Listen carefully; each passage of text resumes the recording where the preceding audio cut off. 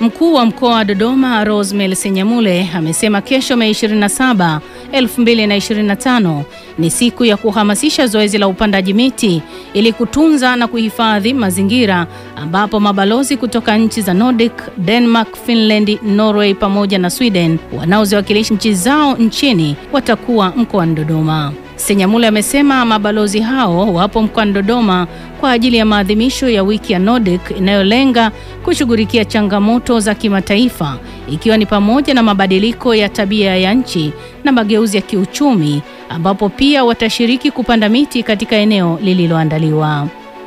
Ameyataja maeneo yatakayotembelewa na mabalozi hao ni kuwa pamoja na hospitali ya rufaa ya kanda ya kati ya Benjamin Mkapa, mji mkuu wa kiserikali Mtumba,